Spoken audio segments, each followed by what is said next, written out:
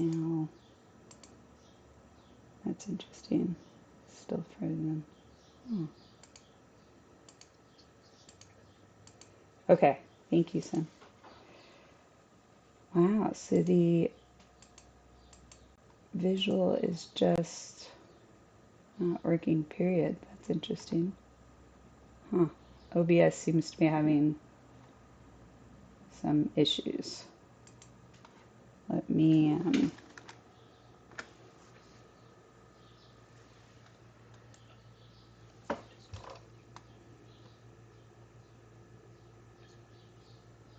yeah, unfortunately on YouTube it looks like it's still registering the Discord page be not be shouldn't be.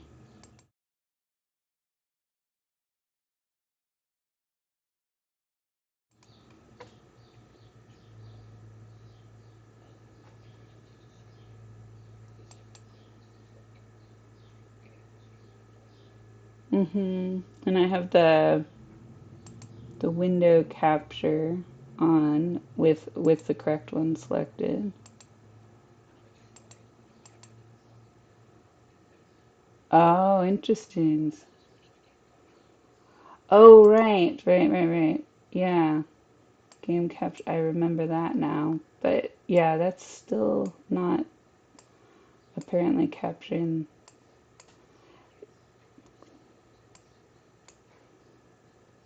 Oh, right. Yeah. Let me see here. Okay, now that's working. You're right.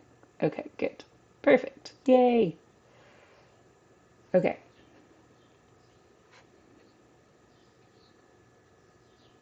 What do you what do you mean audio isn't working? You can't hear me? Yeah. Oh, I don't have my game volume on yet. That's probably it.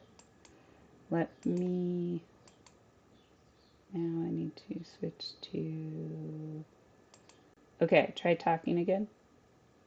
Hello? Oh, yeah, that's all working. Yay! Okay, so our stream should be working. Maybe Sim can just verify that, but can't see the game live on the stream. That Audio was works. earlier. Okay. How's it looking now, Sim? Testing, 1, 2, 3. You should be able to hear Mary and I both and also see the game correctly. Also can't hear Mary in the Can't hear Meri in the game. So you can't hear me on YouTube, right? Okay, and Yeah. it there's like a 2 minute delay, so or not 2 minute, maybe 30-second delay. So see if that's changed because I do have it appearing to be filtering incorrectly, but I don't know. Well, live stream, yeah, it's in a beta testing to include application audio, so maybe it's still being funky. I don't know. You know, I could actually do with 3 devices. So I will. Oh, I've got. wait. Delay is there. Yeah. So, but Sim, are you now hearing Mary also? Let's see. I should probably talk to check. Yeah, Um, exactly. Huh. Sim I is will be back in a second though. okay, sure. So for anybody tuning in, thank you for your patience. We are troubleshooting audio to make sure you're able to hear everybody participating in this. And my co-host Mary is going to be back shortly. Maybe I'll give you some Palia music to listen to. So, Sim, just still checking. Did you finally hear Mary? He's now moved away for a moment, but hopefully you're hearing both of us. Going to go to settings. You can? Okay, that's really good to hear. Okay, I'm going to turn the overall volume up a little bit here.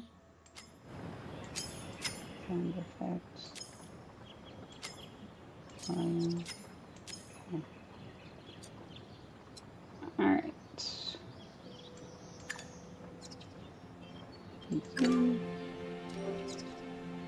interesting. I also can't hear the in-game audio. I'm back. Ah, welcome back. I think Sim said she can hear you now. All right, that's good. Good, good, good. So now I'm actually trying to figure out how to get the sound effects from the game in, which feels like a whole other thing. Let's see. Nope, not that. Control settings. Um, The middle tab is audio, right? yeah, but I don't think that that's. I might just have to go back to, because I'm not even hearing it in my earbuds. So what that tells me is it's not even connecting correctly there. But I was thinking I should add another in-game audio and just see if that works. I don't know if there is actually much sound on this particular screen that you're on, but Oh, I feel like there should be like click noises, yeah. but I mean, there's usually music at this point. We can jump into it, but I'm just hearing nothing, so, hang on. which is okay. I do hear it, but it's very quiet. Okay, yeah, I turned it down, but that's interesting. I can't hear it, but you can. Yeah, fascinating. Okay, well, here we are. Let's jump in. I'm gonna wave to us through my avatar here. Aha! Hello. Hello. Okay, well, I think we should. I think we're there. Let's talk.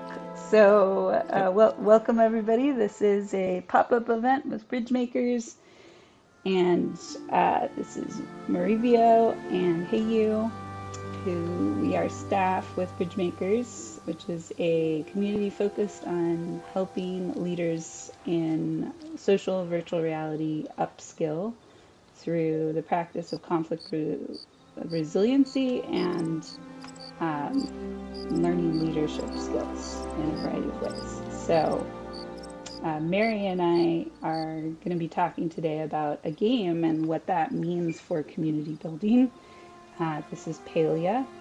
It's a free online multiplayer game that I discovered through some advice from a friend to explore their community system and potentially give some feedback on that and check it out as from the question of how do we gamify community building. And I think Palia has gotten further than most. So that And means, oh yeah, go ahead. I discovered it through Heyuh. Yeah, and Meri found it through me and through a previous live stream that we did. And so we're going to be talking today, and as we talk about just what we've learned from this game, Meri being a game designer and me being a community designer, we're going to be watching our comments in YouTube and also on Discord and trying to answer questions if people are tuning in, but also just exploring Palia and talking about how this might be something Bridgemakers is learning from and what we could do with that. So I have a very, very long list and report that you maybe have glanced over a little bit. I've added a lot this morning also, starting to digest some of the more practical pieces of what I'm noticing that I appreciate and also areas for growth. And I have Yeah. my own list, which you have no idea about. Yeah, exactly. So we can just kind of, we're going to aim for maybe an hour today, and if we find a lot of spark in it, we might do it again sometime or find other mediums to kind of talk through some of these pieces. So without further ado, my little avatar is excited to jump in and get going on the paleo routines. Let's just kind of start with what your feedback is, Meri, and I can add in and jump in from what you share. So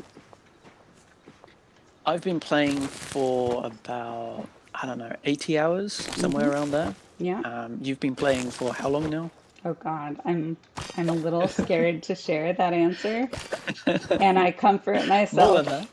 I comfort myself with remembering that a lot of my playtime is actually just, I think it's recording just being in the game, and I just have it on in the background and forget about it. So, but Hmm. I'm in the 500 hours realm at this point, which is like I've never ever done that with a game before, so that's wild.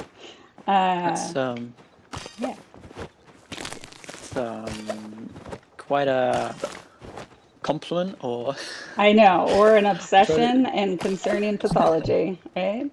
Hmm. Um, Well, it yeah. shows that Palia has something that other games you've played Other haven't. games do not. That's true. And I think a lot of Yeah. it has been trying to clear out the quest loops. So Mm. if you look here, just this last week, which has significantly reduced my playing time, my main story and my sub quests are just all Wow. done, all gone. And as soon Wow. as I started to run out of these, I just kind of lost some of my interest. They transition you over from quests more into accomplishments after, Hmm. but I didn't even really start to realize these were here until just a few weeks ago. And being able to complete, weekly accomplishments and then finish these out, as you can see I did, that also kind of bottoms out my interest in playing. So Right. I'm at the ceiling right now. It's a good time to have this conversation because I'm gonna lose this if I don't talk about it soon. So Mm. yeah. Yeah, so I can be quite choosy about what quests I do. Mm, So for me, I've been feeling kind of a similar thing because certain quests I've chosen to ignore for now. mm, And so like I'm feeling kind of a similar thing where without the quests, I don't feel as much as a pull mm. to play. Yeah. Uh, but yeah, so How do you choose your I quest? uh, let's see. Um, it's a good question. Yeah. How do I choose my quests? And how do you choose? I mean, I definitely, delayed some quests and turned off the notifications for them because I didn't understand enough about the game to easily accomplish them. I was getting irritated with them, but Right. mostly, they have a similar uh, time investment. So I think I was Right. always curious as to what else would open up after that quest was over, because there Hmm. always seemed to be some interesting rewards. I think all of the villager or NPC quests I do Mm-hmm. because they're fairly small and simple, Mm-hmm. generally requiring only one task at a time. Mm-hmm. Um, some of the larger quests, like the main story quests, depends on whether or not it's within the set of skills that you develop that I enjoy doing. So, Mm-hmm. um, for example, I've been enjoying hunting and mining, and also cooking. I Mm-hmm. enjoy cooking. Um, Mm-hmm. and so any quest that falls within those categories, I'll go ahead and do, no matter how complicated it is. Mm-hmm. But for something like bug catching, if it's like a complicated one, then I might think, well, I'm not really here for it, but maybe I'll have the motivation to do it later. Later, yeah. Okay.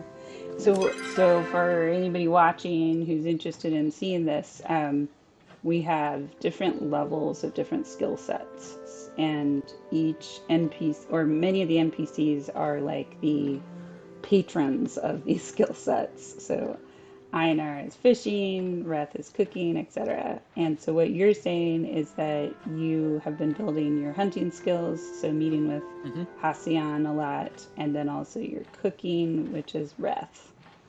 Mm-hmm. But the rest of these you've been ignoring. And mining as well. Mining, okay.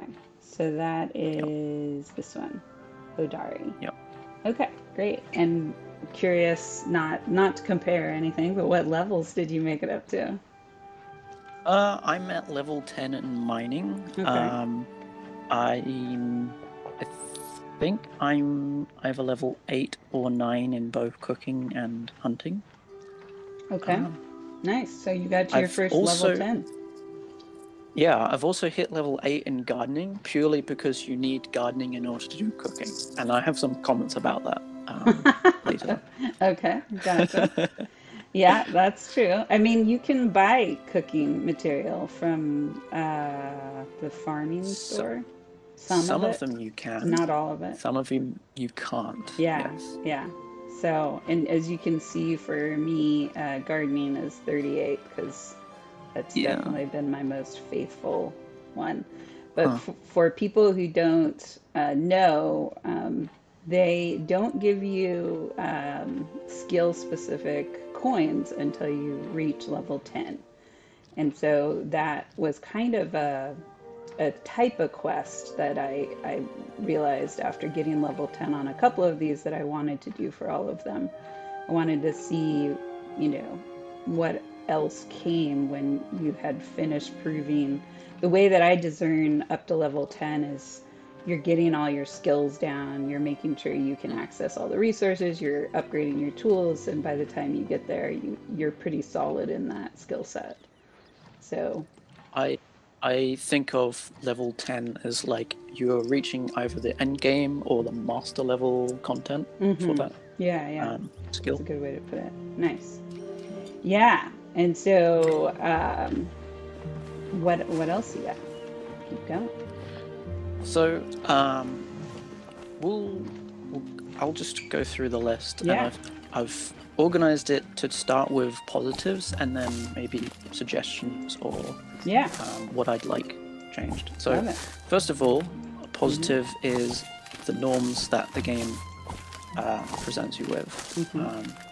So the norms show up first of all when you start playing. I vaguely recall you have to accept. I can't remember. There were three uh, types of norm, and one of them was be kind, stuff like that, which is really Mm-hmm. nice. Mm-hmm. You don't often see a game telling you, even multiplayer games, you don't often see them telling you to be kind. Yeah. Like literally, you can see over here in the chat, every time you log in, it says this as the first thing in the Yes, chat. Yeah. All and languages are and welcome. yeah, and so these norms are kind of dotted about everywhere. They're Mm-hmm. when you first start playing, they're in the loading screens, Mm-hmm. they're in the chat there, Yeah. Yeah. um, and also the villagers kind of share their, shall we say, in-character versions of these norms as well. Yes. Yeah. There's a Um, consistency and a multi-layered reinforcement of how do we interact with each other beyond the transaction. Yeah. Another element of that is gifting norms. Mm. So there's this whole you develop friendship levels with the villagers, Mm-hmm. and in order to do that, you can talk to them, but you can also give them gifts. Mm-hmm. But they will only accept gifts that they like in particular. Mm-hmm. So each character has their own preferences. Mm-hmm. But one thing that is very interesting about Palia or Palia is that they gift back. Mm-hmm. Exactly. Yeah. And It's so not just some pouring your resources out. You're actually getting yeah. resources. Yeah. So sometimes they'll visit you at your house Mm-hmm. and present a gift to you there. Mm-hmm. And sometimes it's through the mail. Mm-hmm. So you get a little item or something Mm-hmm. in the mail. Mm-hmm. Yep. This is the Um, mailbox over here. The longer you play, the less mail. Feels like they forgot you a little bit. yeah, this is where eventually a game runs out of content to give you Yeah. Well, and because you've done everything. I think that there's, as you may have skimmed through my long, long, long idea, but I think that there's other layers available here. This this is a really good entrance to learning how to be community, but it's kind of teaching a lot of muscle memory and behavioral rewards, but it's not necessarily teaching conscious understanding of community and how to build it in physical reality. And so I think there's a way to like integrate this and deepen the experience for people who have already invested hundreds of hours and find this to be their zen time. Like, could they learn a next level of skills that they could then start to transfer it to their physical reality on purpose instead of accidentally? Yeah, I feel like there's a good opportunity here for like a transition when you start running out of NPC content to nudge the player in the direction of player content. So, like giving gifts to other players or doing quests for other players even. Yeah, There's a lot of potential there. 100%.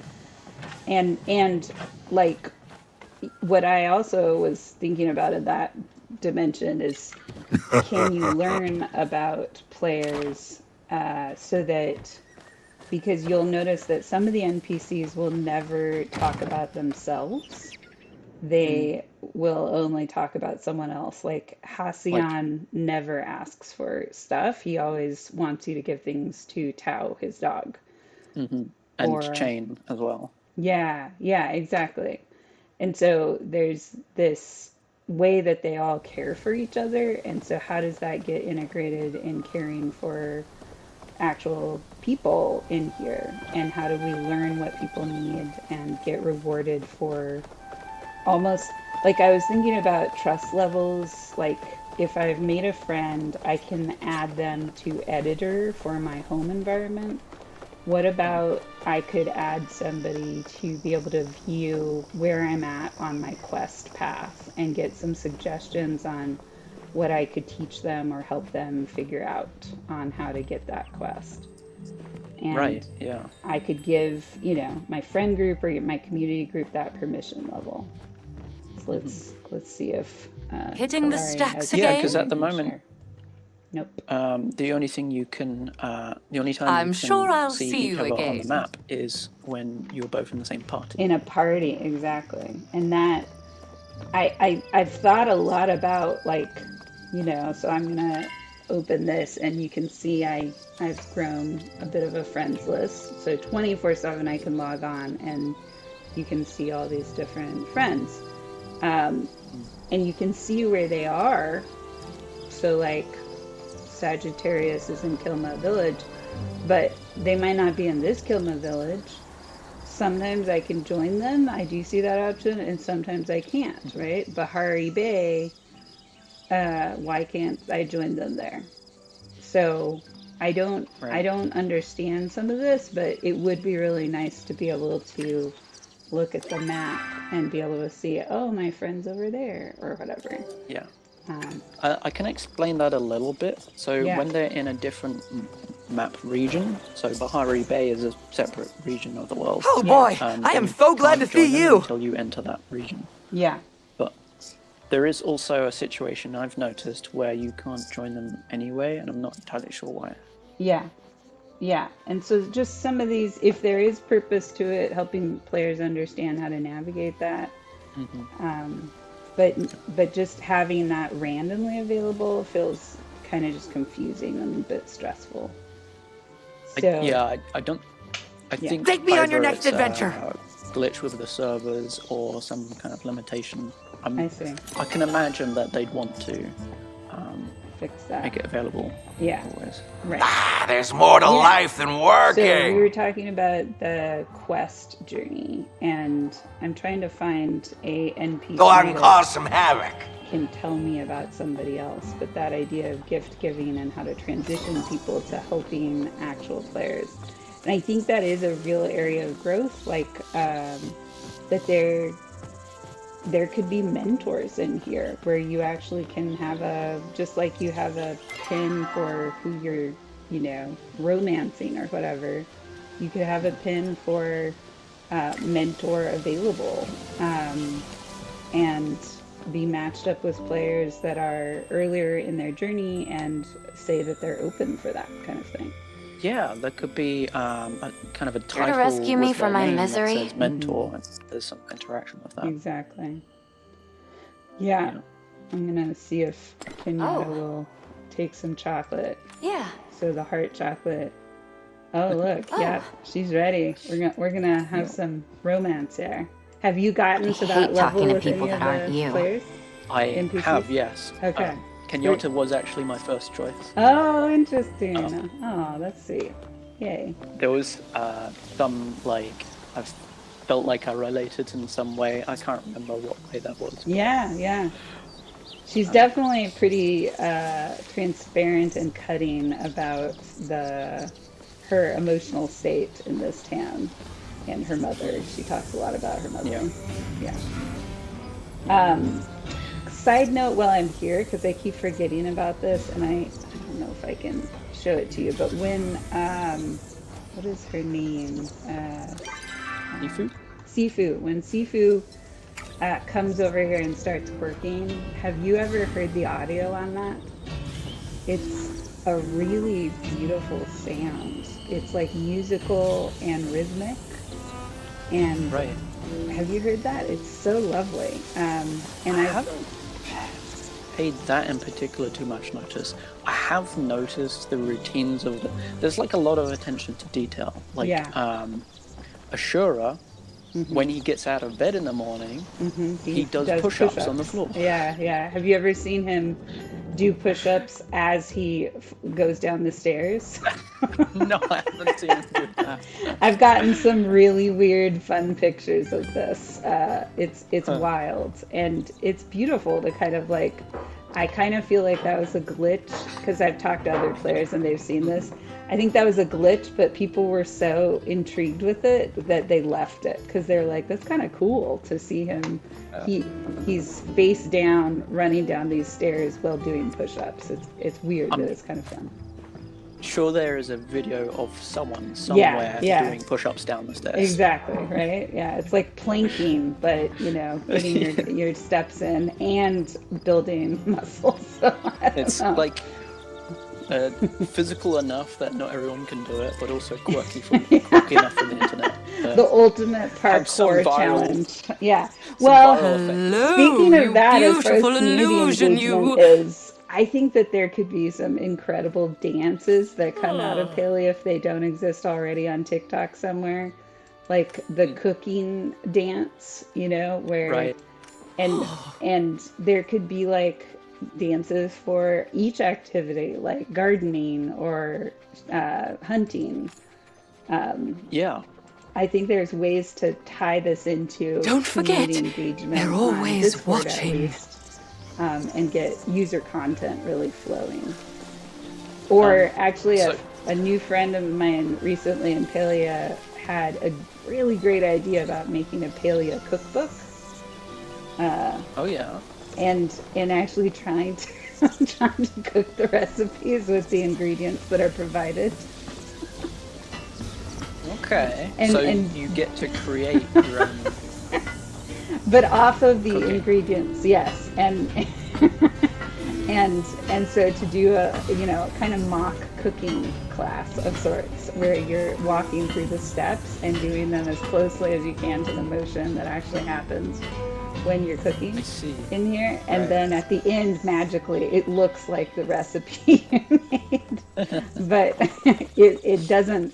Along the way, it doesn't look like it's going to turn into anything except a bomb. But I think that would be so, that could be viral in itself.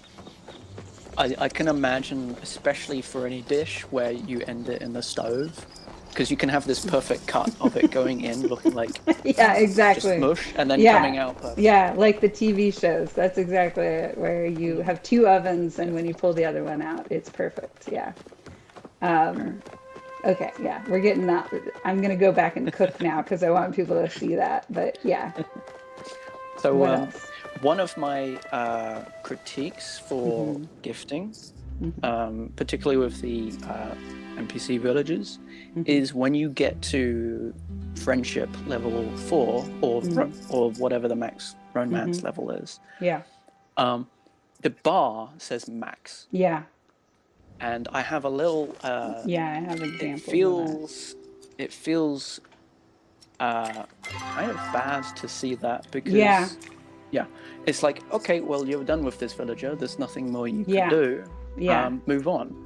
Whereas that's not really how relationships work. That's right. So yeah, I'd like to see something beyond the max level. Yeah. Even if it's meaningless. Yeah. Take away the max word and just have like let the level bar keep going up. Yeah, just exactly. And maybe it spills over into a cumulative relationship score at the bottom or something. And so, and then that can be transferred into, because before all of these different gifting, which I don't know because I just recently started max out connections. If I brought somebody I maxed out with more things, would I still get more reputation points? I don't know yet, but I do agree that that is kind of like a, oh no, I've ended our relationship by being generous kind of feeling, and it's confusing, especially because here's a weird example. So I maxed out with Eloisa, and then there's the midnight paddlefish, and as far as I know, I haven't actually caught that fish yet, and so what's confusing about that is going, why is a new fish coming up right when I don't have to give it anymore? And exactly. So the fourth tier rewards doesn't offer any benefit. You can give it to them, but there's nothing in return for that. Okay, so it's interesting. Yeah, that's just a loss of contact. That it feels like is a byproduct of just running out of ideas on how to loop the players in to the quests, but it doesn't feel like intentional design. It feels like they ran out of ideas. Yeah. So I haven't caught that fish yet. The next item on my list is about requests. Oh wait, maybe I have. Okay. So yes, which I was just in. So requests. How about you explain how requests work? Yeah, so if I'm doing an activity, so let's see here. I haven't maxed out on everybody. So let's say I want to get an unopened oyster, and I've gone to the beach a few times, hopefully, and checked, and sometimes I don't find them at all, which is weird. Just empty shells. And so I'm like, oh, I really want to give Ani this oyster because I'm almost at that end, and it's frustrating because I have to wait a whole other hour before the beach replenishes or whatever, possibly. So what I can do is go to requests and look for the clamshell. I can't type a search term in here, which is a little irritating. I can sort. It might be under gatherable. Yeah, gatherables. There we go. But since the other places have search, that would be nice. So request item, I'm going to request that. And what's wild, I've talked to players about how they know there's a request. Like if somebody puts a request out, I don't get any notifications. There's no way to even turn that on. These are not people in my community. As in, I have a community of 25 people I've added to a group, and they're not necessarily part of it who's going to fulfill that request. If I feel some urgency and nobody's filling it, because they're just literally stumbling into it. In my server, the one that I'm in currently, somebody might go to make their own request, and then what they would have to do is click on fulfill request and see that somebody has requested something. I'm seeing Briar Daisy as requested by Jujubee. I know I have a ton of those. I'm going to click confirm and give that. But now, if I go over here, half the time nobody actually puts anything in the server as far as like, hey, thank you. And it just kind of goes off into the ether. That person might not be a friend. They may not even be logged on right now. And it just kind of gets given away. They may not have even noticed. Yeah. which there is a notification that comes up. So I'm going to actually say, any, can anyone spare a clam or oyster? Can anyone Oyster, yeah. spare an oyster? So this is me letting the server know that I've put a request in, and then we'll see if anybody's watching the chat. Most of the time, even really valuable items, see really quick. Artemidas, who I believe is actually in my friend group. And so what I should get here soon It is, is yeah, go ahead. kind of amazing how much There I it see is. people requesting and giving requests. Oh, Yeah. I literally, so this is where I realized I was going to let myself fall pretty deep into Palia, was because I had oh, and look at that. Oh, look at that. So Jujubee sent me a whisper, so I guess they are in my friend group, thanking me. And this one was also fulfilled. Oh, that was There you go. Within interesting. Did you see within that? the space of a few minutes. Yeah. So midnight paddlefish doesn't, we're discovering something new. This does not come from anybody, but this one did. That's interesting. I That is wonder if that's interesting. a I've never seen server that. glitch It, or or if that's the a, game itself is like, exactly. okay, here you go. No, I really wonder because this particular fish, I think, is one of the harder ones to find. So I wonder if the game estimates sometimes how valuable something is and will fulfill it. But you're right. I think re-emphasizing how fantastic it is, how quickly people respond and are just really happy to give their stuff away. And I think that is a credit to a couple things. First of all, Oops. going back to norms, I think norms Hmm. help Yeah. give people that frame of mind to fulfill requests like that. Yeah. And the other is the game is kind of a game of abundance. There Yes. isn't really penalties to making mistakes. The Yes. stakes aren't high. There are challenges, but you don't suffer anything if you don't manage to do whatever it is you're trying to do. Yeah. This is a question I like to ask a lot of people here. What's one word or one sentence to describe Palia? I have an answer for that one. Okay, go for it. Soothing. Soothing. I like that. Yeah, that's a new one. Many times I hear Zen, cozy, community, uh, and what's the other one? Fun, joy. Relaxed. Yep. Addicting. That I've heard that quite a few times. Yep. Mm-hmm. Nice. And so um, doing this allows me to then follow up with the question of what's one thing you would change about it. Um, and those answers have been fascinating. Like, and people really think about those answers. So we'll keep seeing what other people put in. But yes, we wanted to show what cooking looks like because this is one of your favorites. How hard of a recipe should I select? Probably not too hard. We're talking. Not too hard. Okay. No. Can always make sashimi. This is an interesting loop. I don't know if you've figured out yet or somebody's told you about. If you eat certain kinds of fish recipes, it helps with your fishing scores. I did not know that. No. Yeah, yeah. So So does that makes rarer fish easier to find, yes, or does it yeah. just make it easier to catch them when you do? Both. Okay. So I'll show you in a second, but it definitely levels up both your points and your likelihood of catching a rare fish. That's one piece of feedback that I also have, that there's seems to be some lack of information about, for example, fishing in particular.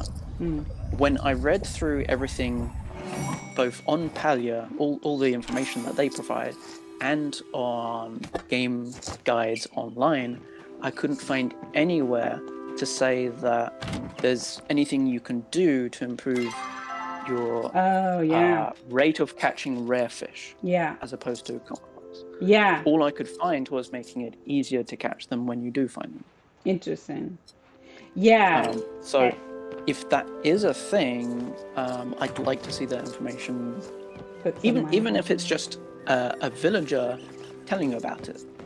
Right, that's true. Like when I ate sushi, I found that, fish I've been looking for. Also, if you feed, I've heard this, I've played around with it a little bit, but if you're trying to grow glowworms, which help you find the rare fish also, that to grow the most glowworms, you have to feed them fried fish who were caught with glowworms. Interesting. And I'm like, isn't that like cannibalism? Whoa. I just put in blueberries because I've got a ton of blueberries. Yeah. Blueberries. The more complicated it seems to me that the more complicated the meal is, the more expensive the meal, the higher quality the food is, the more interesting, fertilizer and worms you get, the higher the quantity, etc. So, yeah. Where were we? We were talking about the quests. Requests. Yeah. So, so to talk about where I want requests to go, I'm going to first talk about what it feels like to be a cook. And I'm not talking about the cooking process itself. How do you gather the ingredients in order to cook? So if I want to be a cook, I also need to be a gardener. That's assuming that I'm trying to cook every dish. Right. Then I also need to be a gardener, and a bug catcher, and a builder, and a forester. And very quickly, I need to be a jack of all trades if I'm interested in cooking. That's something which it's irritating. I'm not so keen on. I think the way I describe that is each of these different skills has its own bubble of gameplay or bubble of flow. It's got its own type of flow. And we all have our own preferences for what flow we enjoy doing. And so if a player enjoys the flow of cooking but doesn't enjoy the flow of bug catching, that's kind of a pain point. That's a bit of a paper cut in their experience. So how could we resolve that? Well, if there was a way to get the ingredients without having to do bug catching. And so requests are kind of the natural thing to think about. But there's a certain limitation in that you can only request items that you've already caught at least once. So your feedback here would be that there's a way to access items you haven't found yet. And I don't know exactly what that looks like, whether there could be some amendment to the request system, whether there's like a community stockpile of stuff that people can give to. I'm okay with any ideas. But. It's an interesting thought of like, just, so like once I have found where something is, I can find and I can request it, like you said, over here. But potentially a community stockpile could satisfy your need one time, but you still haven't found that item. So it maybe deprioritizes you to get it again or whatever. So it's like, it's helping you with your frustration levels, but you still know it's on your journey to go get it, and maybe you're given a quest with some extra rewards if you've actually attempted and haven't found it. or whatever, Exactly. so that you're still being nudged into community like engagement, but also alleviating that this complicated thing you're describing, which is I want to cook a dish, and normally everybody else in life can just go to the store and buy the food if they have the money. I just realized.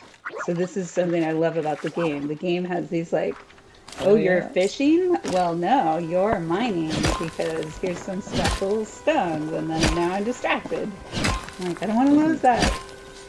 That is part of what makes the game addictive, by the way. Yeah, These little nuggets of, yeah.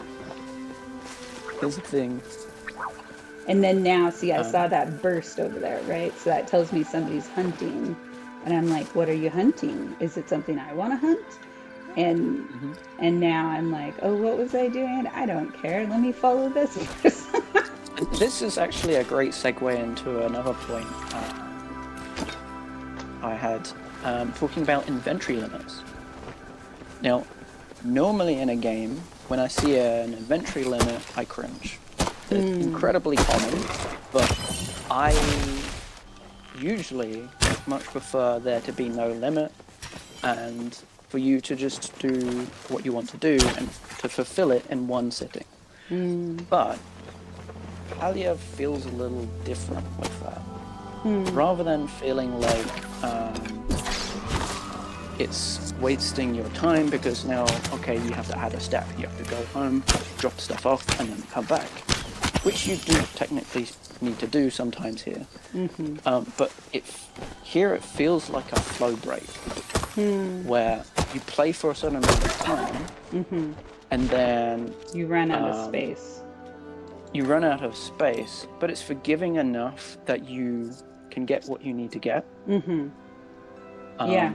But it acts as kind of a flow break, because when people get too much in the flow, they start neglecting their own physical well-being. Exactly. Yeah, I was just thinking about this last night. That forced reset where it makes you go home and sell or dump your loot. I think that there's something really important about calming people down in that frenzy that we can all get into when we're being really successful with achieving our goals. And what that did, I have screenshots of this last week, is we had this bug catching like a raid of sorts. Like there was like 9 people that started launching all these honey lures. Have you ever used a honey lure yet? I haven't created any, but I have been present when one was active. So what I might do instead of just launching it is put a notice and see if people want to come. Going to drop a honey lure. Anyone want to join? The other thing which I thought was clever about the flow break, i.e. the inventory limit, was when you do return home, there's a loading screen between the different regions. And sometimes in that loading screen, it'll tell you it's okay to take a break. So it's reminding you that you are also a physical being. Exactly. That's and your so health clever. is also important. Yep. And so the inventory limit leads to a reminder that you need to look after your physical health. Yeah, which is surprising. It's surprising to see a game continually express care about your well-being and actually like prompt you to check on how you're, like they know their game is addicting, and this is a way to make sure you're not getting out of balance in your physical reality just because you're enjoying this so much. So already somebody was like, yes, I want to do the bug thing. Where are you going to meet? So I'm going to go to a common bug catching area before I tell them where. Let's do it here. This is a good spot. I would also like to see, I'm not sure how they implement this exactly, but I would like to see some in-game incentive for starting something like what you're doing right now. bug Agree. catching course. Agree 100%. And I'm gonna, oh, nope. Oh, did I do it accidentally? I'm gonna launch a flare here, which I think is just always such a beautiful thing that you can do. So I'm gonna say flare up, and now that's gonna make it easy for people to find me. You can see this flare bursting.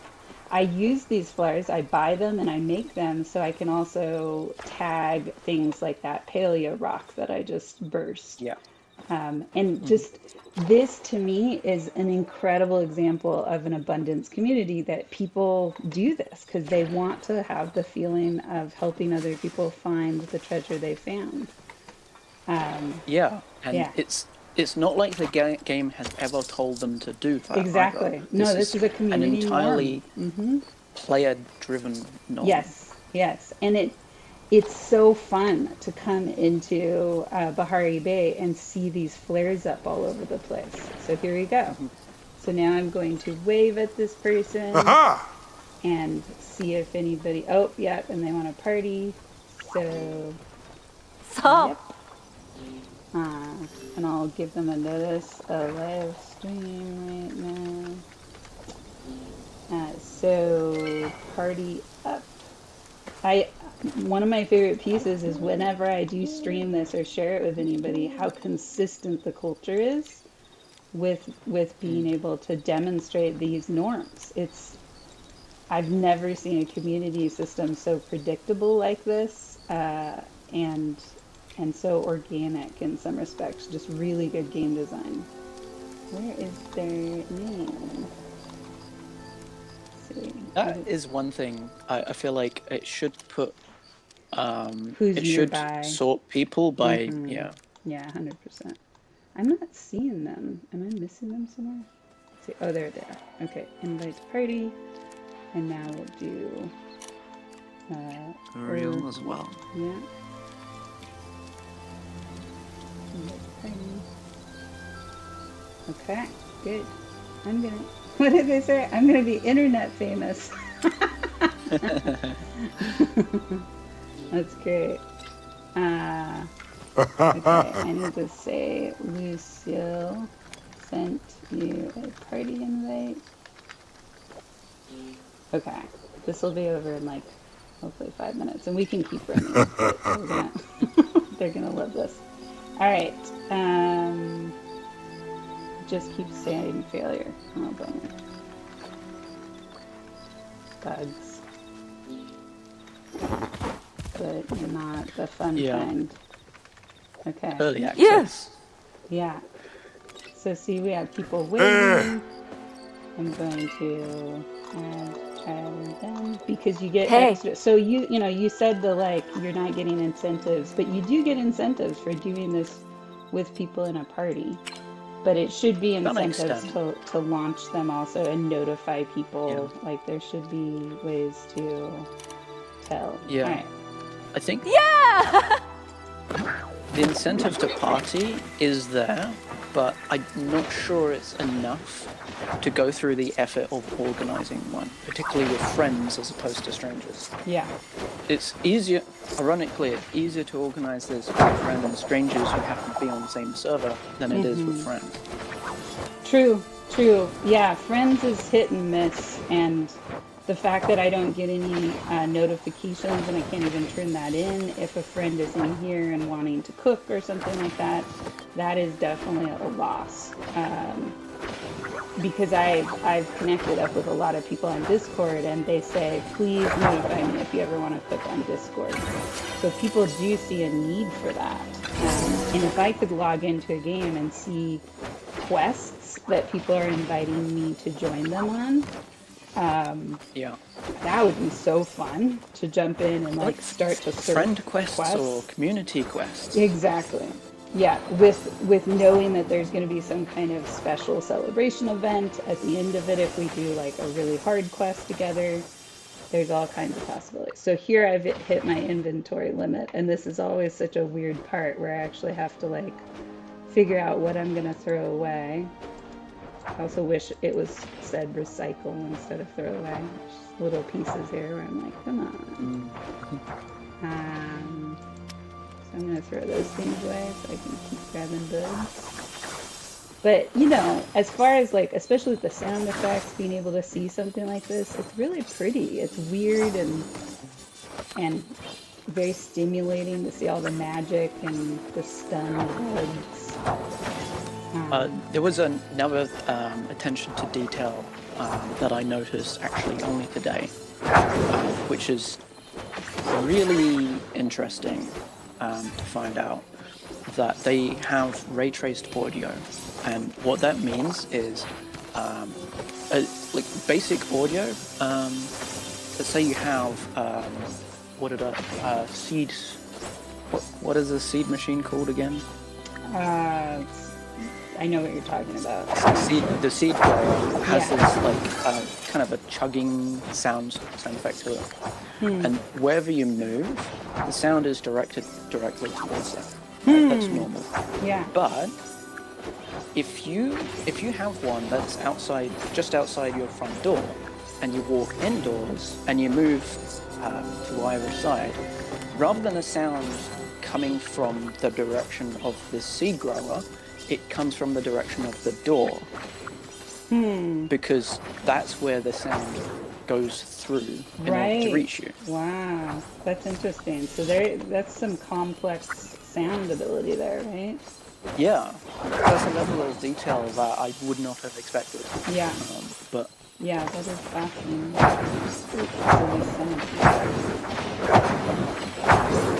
Hit him for a while.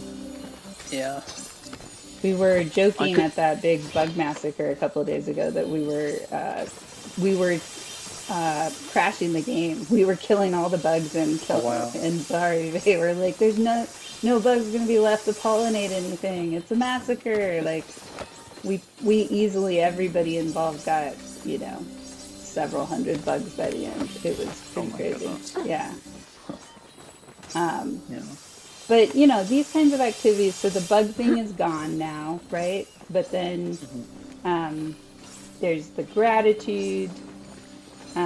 Sometimes what people will do is now offer their next things. They're clapping. I can do a little bow. It's just silly, but it's fun and it's delightful.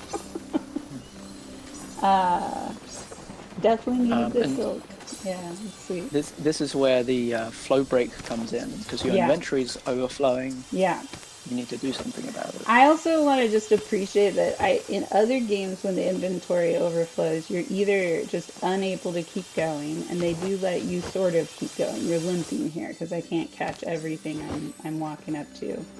But the overflow does get put in your storage. In other games, there's a very painful consequence of any overflow will actually just disappear, and they don't do that here. Or it prevents you from picking it up. Yeah. And so there's a mixed bag here. So you know that you're getting squeezed, but it's not like punitive. It's just like informative. You're not going to be able to keep doing very much more and more. I think there's... Yeah, it's more of a... It's interesting because your inventory limit is not technically your limit. Your limit is one bar more than that. Yeah. Well, no, actually it's much further than that. So, really? Yeah. So I never pushed it very far. Yeah, so you don't, so like I've had things going into overflow storage for the last 5 minutes. And so this just, I thought that things would get deleted after this, but they don't. They actually just flow into storage. Interesting. If you haven't picked up a thing before and you're full here, then you can't add it. Right, yes. So things do stack as well. Yeah. But there are also certain activities that you can't do if your inventory is full, like fishing. Yeah, that's true. That's true. I think you can cook, though. And you can't garden. You can actually do the act of gardening, but you can't pick anything up. I'm trying to think about other things. But yeah, I think what it conveys is a kindness from the developer's end, where they're setting a boundary, but it's a squeeze more than a wall. Yeah. And that... gentle boundary. It's a gentle boundary, and it's increasingly uncomfortable. And so coming, and dumping things off feels like a relief, and it's a place to reset. Yeah, it's really good stuff. Cool. What else you got? So kind of dipping back into skills, and I've said before that if you want to be a cook, you have to be a jack of all trades. Mm-hmm. That also went against the grain for me because what the NPC village, talked a lot about is finding your path Mm-hmm. and doing one thing and specializing in it, as Mm-hmm. every single member of them does. Mm-hmm. Every NPC specializes in just Mm-hmm. one thing. Yeah. But You have to in learn order them for all. you to complete the game, you have to do everything. Mm-hmm. And so their advice doesn't really Pan out. come across. Also, the Shep thing does not have any impact so far. Um, and that feels confusing. Did you get far enough to go through the Yeah. Shep Um, ceremony? I have done Shep and I did the ceremony. Oh, Yeah. yeah. I completely forgot that that was a thing Right? Yeah. that I And did. which is kind of weird. That's one of the bigger quests to work I'm towards. And I'm then wondering if nothing that's comes of it. something that they're planning on adding to. Then, yeah, future releases. I think, I'm guessing yes. And I'm kind of trying to plug my own suggestions of a storyline into that. But it seems like too cool of an opportunity to just like throw Mm. away. They're basically teaching you that you can become, you know, um, specialized, and Yeah. that fits into that path, but they just haven't actually made that real possible yet. Yeah. Um, Another thing about the idea of specialization as opposed to jack of all trades type uh, reward structures is Mm-hmm. that if the game rewards specialization, then you have more incentive to cooperate with other players Mm. because you will have a scarcity for things that you don't have the skill set for, Mm-hmm. and they will have a scarcity for things that they don't have the skill set for, and Mm-hmm. so it kind of by that alone would create a community-driven economy. 100%. I also think that, like, you have an NPC shep, but it would also be cool to have a mentor, a human mentor and an Yeah, NPC yeah. shep, and that mentors maybe fit into a pool. Maybe you can become a mentor after you've gotten 10 categories completed, but that you've done 10 levels on every single one. Or maybe once you've gotten to level 20 on a certain one, then you can become a mentor for that. But yeah, I think there could be a more dynamic navigation that includes guidance and availability for guidance. Yeah, Nice. yeah. This is all good stuff. How are you doing as far as energy wise? Because we're definitely at the end of our hour, but we still probably have I'm 100 items I'm that we good. could talk about. Cool. Yeah, I'm good I'm for good. Yeah. another half hour for sure. Yep. Yeah, so here I am in my kitchen full of never ending, non perishable food. Yeah. It's been so fun when I have convinced people to come over for cooking parties to have, 10 people in this kitchen storming and cooking around. And what people will do so that everybody gets the dish when you have that many people is everybody will do at least one item of the cooking. And then the rest of the people, once you've done your item, you just sit down at the table and hang out. Right. I like that. And there's a way to You kind of shuffle. see, you have the mind, or maybe it just happened by happy circumstance, but I feel like you have the mind to create that chair norm where, Yeah, like, this yeah. is where I go when I run. Exactly. Yeah. Or I would tell people when I was doing the party invites to come to my house, I would say, hey, I'm sitting here while I'm sending out invites. So I was just letting people know that I'm not just slacking while they come to my kitchen and cook stuff. Hmm. And Yeah. you can't tell who's contributed what, but the whole concept of the recipe piece where, I can start a recipe, but if you're in my house, you have the option to contribute your own food to my recipe. I lose less food and we both win the food we cooked. See, now I wasn't sure whose food gets used up, but you're saying that it's their own if they contribute. By default, it's my food if I start the recipe, but if you, this is according to a few players that I've asked this and I've noticed, if you try to contribute and you're actually chopping up an organic item or whatever instead of mixing something that's already been prepared, you will still be contributing your own parts. So you can't select all the items on my recipe list if you don't have all those items. Interesting. Yeah. So Right. so there's a lot of incentive to get people to come over and cook with you because then you use way less ingredients and everybody feels excited about having cooked. Did somebody Yeah. just come over? No. There was a little green dot that appeared for a second on my Interesting. compass, and I was like, "Wait, what?" And somebody's dropping by. I've seen a lot of funny Yeah, compass little glitches, glitches. I know like exactly. icons that appear huge. Have you ever had that Yeah, one? yeah, I have. Yeah. And also, if you're in a party and somebody else has blown a hunting horn or whatever, you or launched the or compass, you can see as my number one there. Um, Let me get out of Mhm. my seat so I'll select it. That number one down on the bottom is the or compass. I can sometimes see, even if somebody else launched it, I can see where they're going to go next. It's kind of a little, it'll Interesting. flash for a second. I don't think it's a design, I think Oh, it's a bug, but it's kind of cool to realize it's hooked into our party that deep. Um, mm. yeah. Another weird Yeah, kind of cool interesting. part is that the wallpaper people bring you, which is such a beautiful way to like the villagers, the NPC villagers all bring you a gift of wallpaper at the beginning. And they Mm. describe the wallpaper as reflecting their personality, reflecting something Yeah. about who they are. I think that I think there's something not just romantic about that in a way, not sexually romantic, but just like the narrative of that is kind of lovely. The housewarming gift of painting each wall.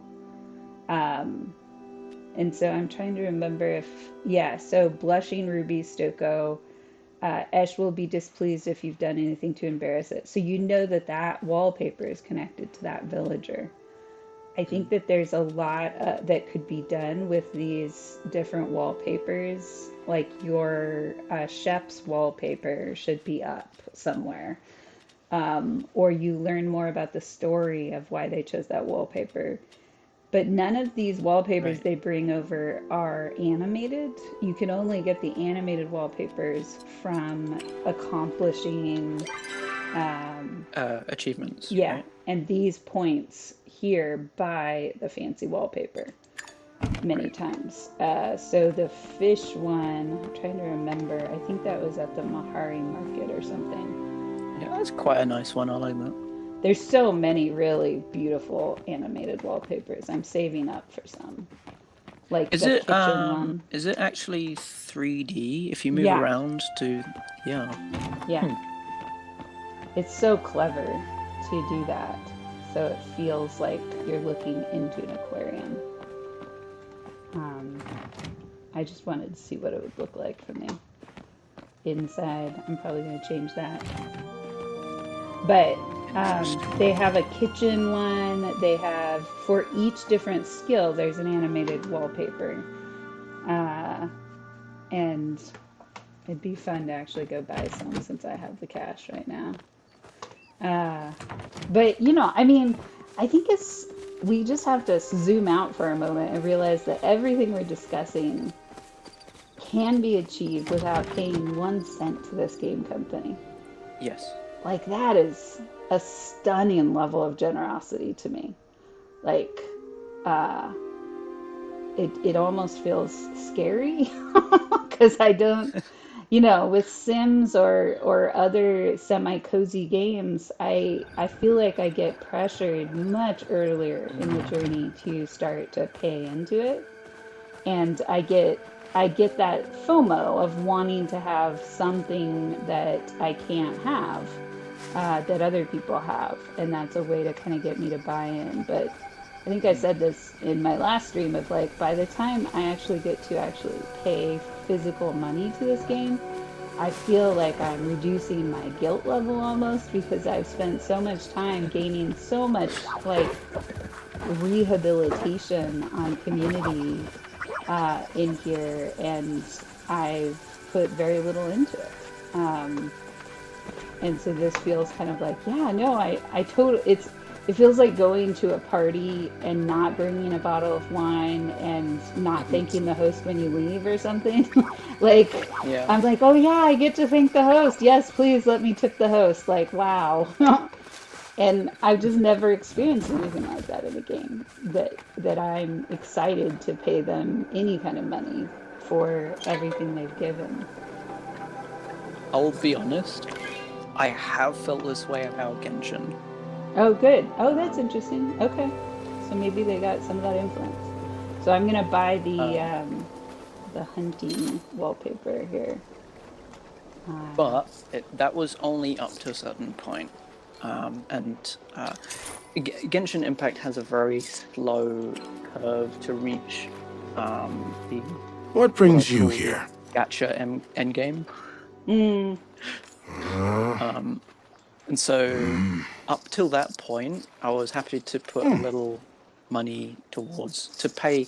I normally stop at where I would Counting the normally moments pay until for we meet a again. single player game or whatever, a premium game.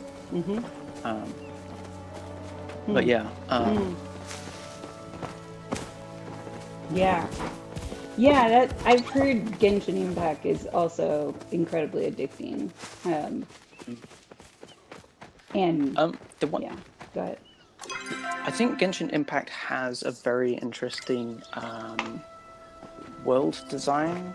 There's a lot of environmental puzzles, and I think Palia has some of this as well. Things like the chests that you find, the treasure chests, is very much something that reminds me of Genshin. Okay. Because it had the same sort of thing. Yeah. That's interesting. And so I was really happy to see Palia doing a similar thing. Yeah, I like the different levels of quests. It feels like there's the main big quests that you get by finishing other ones, but they take the longest, I think. And then there's the sub quests that you get by just finding random stuff hanging around. Yeah. And then sometimes they will be within the main quest. There are subquests sometimes, it seems. And then sometimes you just get mail items that say, go do this thing. So I appreciate there's multiple routes to quests. What was I doing? Oh yeah, we're going to try this hunting animated one, the Cernek one, and see what it looks like. Seems right. Halcyon gave me that at the end of our friendship max out relationship thing. So let's see. No, not that one. On the subject of hunting, one of my favorite mechanics, and we've chatted about this briefly, was hunting Muujin specifically, because what they do is when you start shooting, they run and they find the nearby tree and they jump in. Right. And you can only do get that them easily if you also chop the tree down. Yeah. And this is where you've got multiple skills being used in order to complement one another. Not just chop the tree, but switch very quickly back into archery, or you lose them again. And if you don't have the horn blown, you don't even know which tree they went into, and you still have to. It's complicated to hunt. So I actually had an experience where I saw some people hunting and I was chopping trees anyway. So I simply played the role of the tree chopper. And so while they were busy shooting at the Muujin, I was keeping track of which trees they were going into and chopping them down for them. Did you join their party? Or no. And No, I just did that you just did because, that to do it, to be nice. yeah, Interesting. Yeah, I think like the other thing I've noticed when I do run a horn is I will ask people to, is it for a horn? No, for the oar. Is I will ask right. somebody with me will actually type in to the server if we found something special like Right. helium, and then the other person will shoot the flare. So I somebody see. is hitting it, another person is shooting, another person is typing, and that just feels really fun and coordinated when I can Yeah. get people to know to do it. But that So requires training to some degree. that, that's another example of like cooperative Mm-hmm. gameplay, and I Yeah, want to see more of that, I do where too. it's not just everyone doing the same thing in a party; it's people doing different things Yeah, in a group. exactly. I want to. I did you know about this function where? So I'm going to actually launch a horn.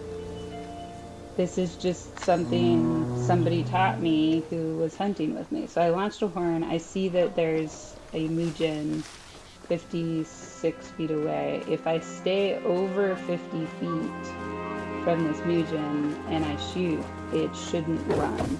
Did you know about this? I did. Yep. Yeah. How did you figure it out? I saw someone doing it. Okay. Well, I saw someone shooting. what I like about this is that it teaches people to pay attention to whoever has the guide of sorts, because whoever has the guide will have the measure of how far away they need to stand to get something. Yep. I would like to see the animal move a bit, so like they're a little bit skittish from being shot at, but it's not to the same extent. Like the Mugen won't hide in a tree; they'll just leap into another direction and then stop there. Mm-hmm. Yeah. Some kind of response to being shot at. Yeah. The just standing there is a little weird, but Yeah. it's still, when you're hunting alone, it's still really nice to. I've also started to realize there are patterns where they'll stand, so I've started to use horns less and just go to those places where they're standing. Right. Yeah. I have a terrible mental map, so something like that I really struggle with. Yeah, interesting. Yeah. I don't remember things like that. This is also the first game that has ever desensitized me. I don't know if this is a plus, but it's interesting because I have been pretty like empathic in a way that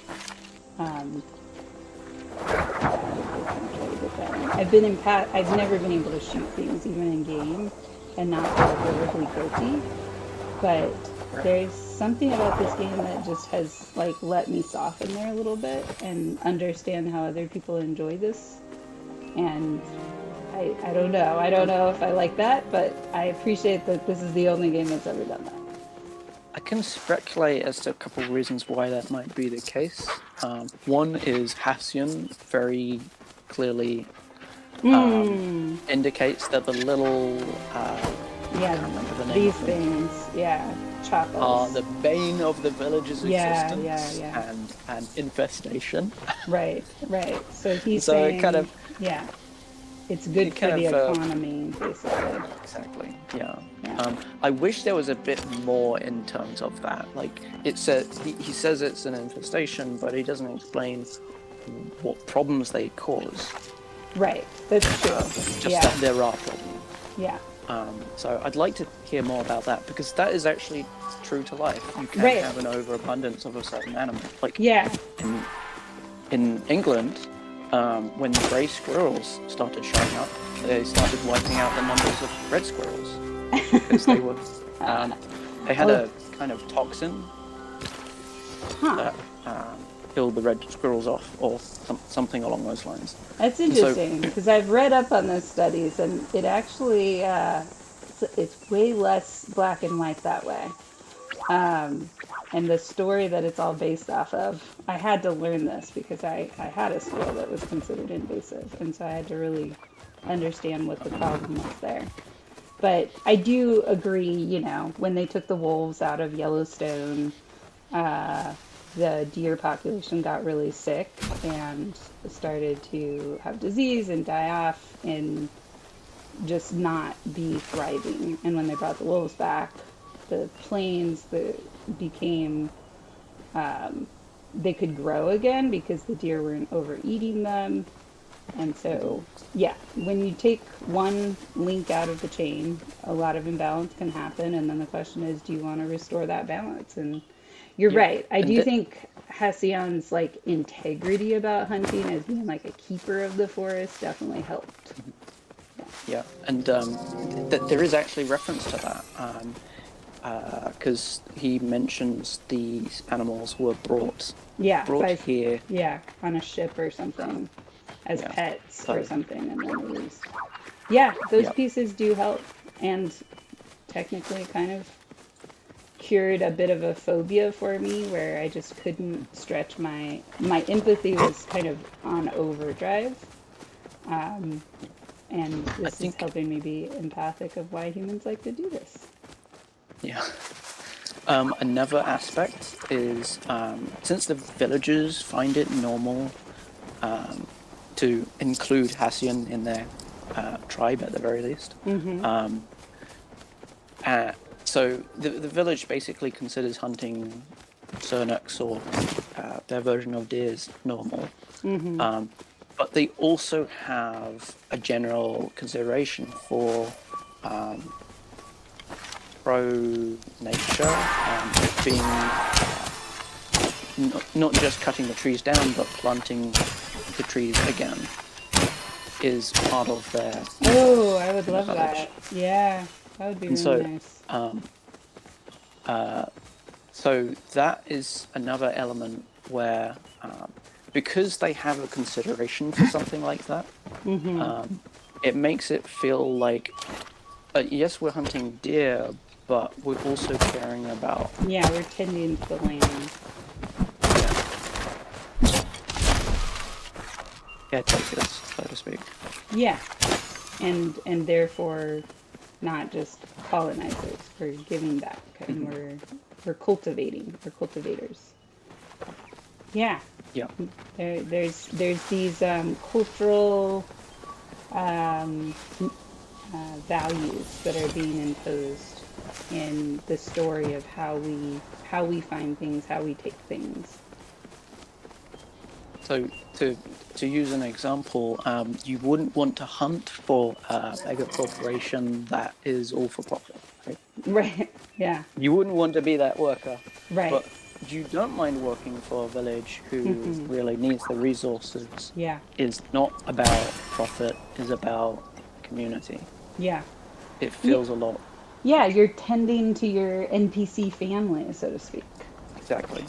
And Yeah. then it feels like you're willing to take the guilt or the pain of causing pain for a greater purpose, which is definitely better husbandry, than factory farming.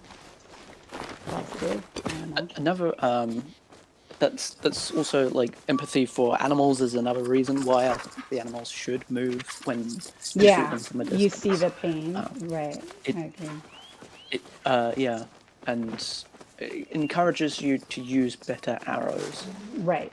that reduce how much effort, at the very least, it takes to complete your hunt. Yeah. Yeah. Yeah, that you get better at aiming, Like I'm doing this with a mouse for the first time, maybe ever, and I'm like, wow, my Oh, aim has really? so improved. I've been doing it on a touchpad and it is such a pain. Oh, wow, yeah. So it's amazing I got this high in hunting with such poor hardware. Oh, come on. Yeah. Come on. Not doing it. That bug got away.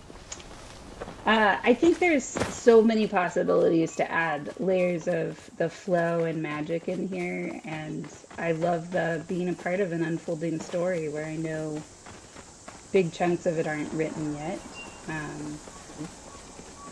Let me look at my actual list of because I've just been enjoying everything you're bringing here. Um, I like your word, was it soothing? That to it's got this calming landscapes, the flora. I appreciate that you can impact your environment wherever you run around. So you can see the little exclamation marks above the bugs. They're like, oh no, you're nearby. And they have sound effects to that too. So even if you don't see it and you're running along, you can hear the bugs kind of get alarmed. So everywhere you go, you are feeling your effects of your choices on the yeah, and environment. also another example is chopping trees. You can Mm-hmm. chop trees in the village, Yeah, and they actually disappear, and they disappear for everyone yeah, until a new tree grows back somewhere. right.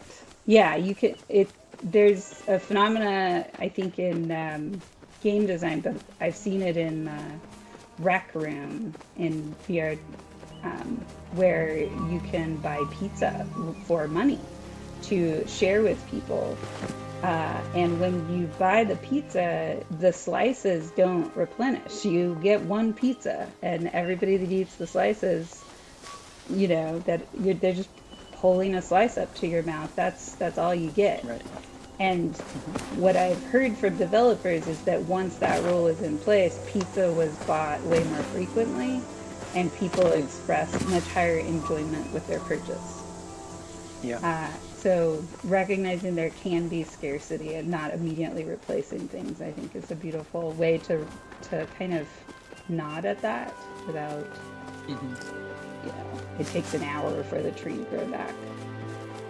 I don't know if this is too much of a tangent, but extending that philosophy beyond is this is one of the reasons why I am against immortality as a potential future. I think when things are immortal, they lose their value. Yeah, I do agree. I think that time limit or that sense of gain and then completion and loss or transformation is its own kind of soothing, right? So like I've gained something, I have excitement, I might have some anxiety of what I'm going to do with it, I have to make some new decisions, but then there's the relief and the release of the changing of it, the transitioning it, the selling it, whatever, and or giving it to somebody, that without losing it, you can't feel the full circle of it, I guess. Yeah. As we've already discussed, flow breaks are important. Right, exactly. Teaching people how to notice when the excitement has just turned into overstimulation or being manic, sort of thing. Yeah. It's very hypnotic to play this game, run around like that. And there's that. So it's also interesting is now that I've identified a creature. Oh, can I just leave my screen? Is that now it's a race to can I? Oh, yeah, no, it's frozen for me. That's me. Yeah, go ahead. You were gonna say something. The game is still moving for me. Oh, really? On the screen. You can see me moving around? I can't see you moving, but I can see the tree waving. Oh, yeah, and your pet is... I'm stuck, but you're not stuck.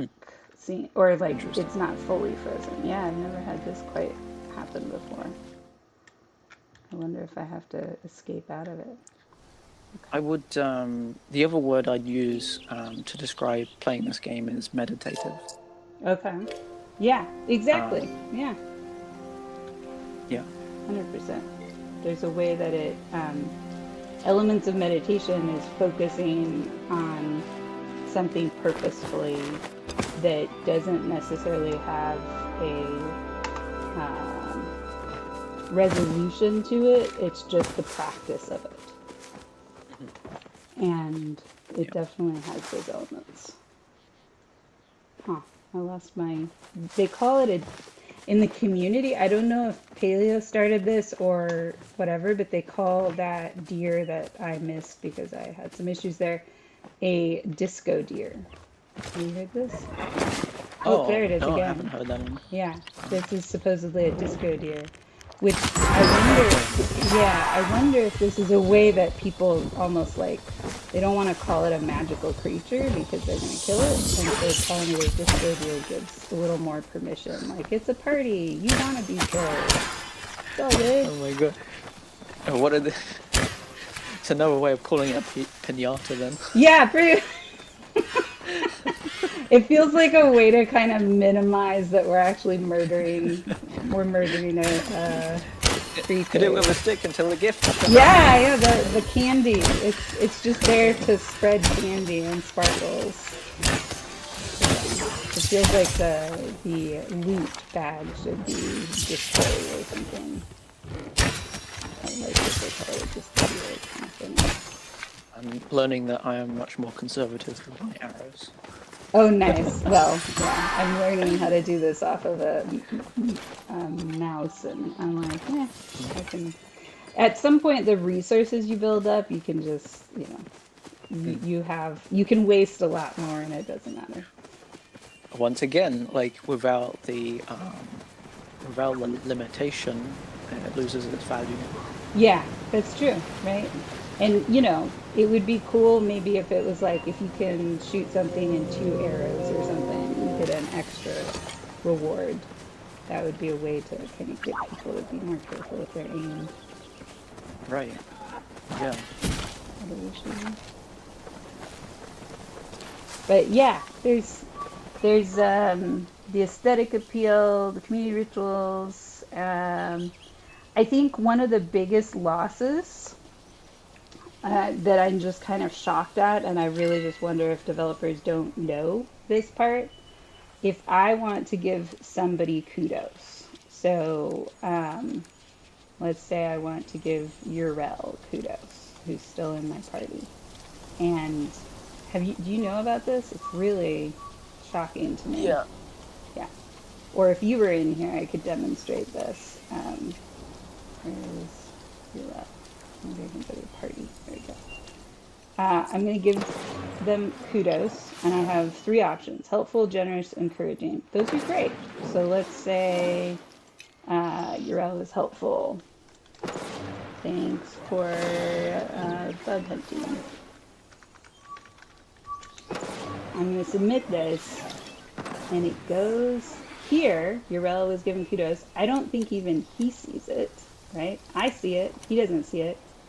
And there's nowhere to find out what your kudos is. Like, I can't. There's just nothing. You know what I think would be an ideal place to put it? What? In the mail. It should be a letter. Oh, I love that. Yeah, exactly. And then you get some reputation points from it or something, like it just, Yep. It feels like the system's already ready to be plugged in, but it would be so great. So I'm going to hit K, and now I can take a picture. And I've started doing a lot more pictures of things. You what? Selfie cam. Yes. But look at this. So I took that picture. If I don't get a prompt before I quit the game that says, hey, you have unsaved pictures, do you want to review? So I've lost a lot of pictures. Unless I immediately go save it, I can lose it.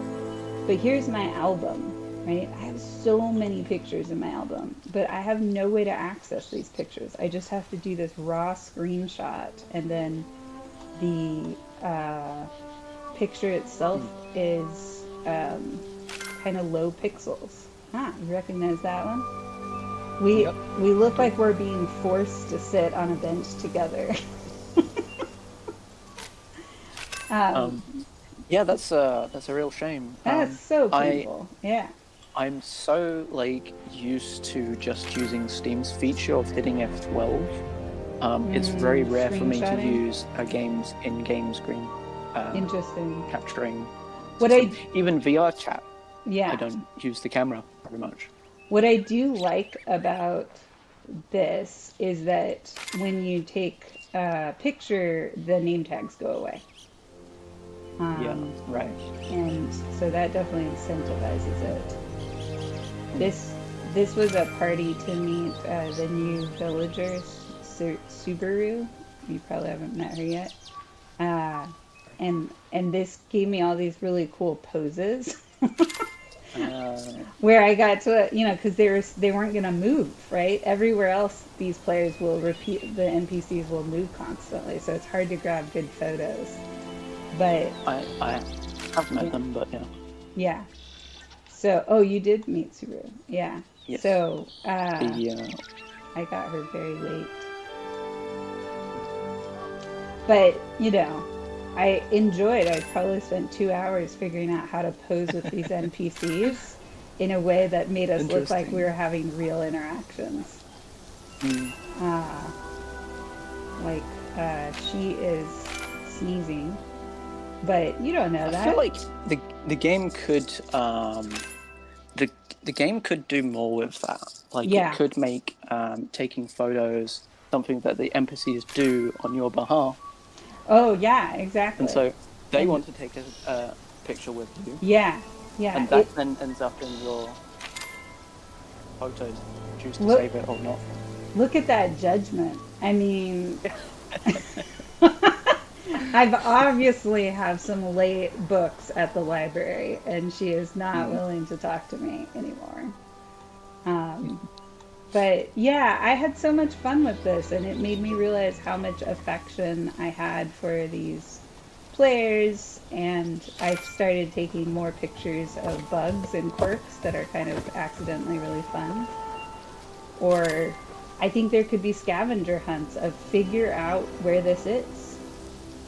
And that could be a community engagement tool of like, take a picture where I am. And take it with 3 people and you get a plushie or something. Yeah.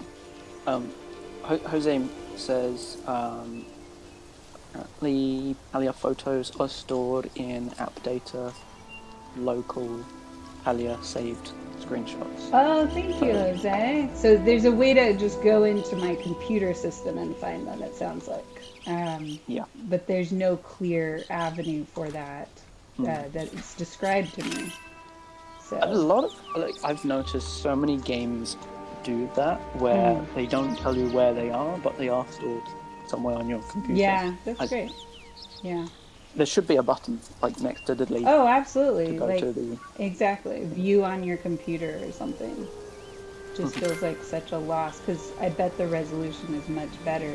So this was a flow tree cutting where I said, hey, I'm doing a report. I'm putting a report together. Can we all get a group photo? And half the people came over and did it, but it was still pretty fun.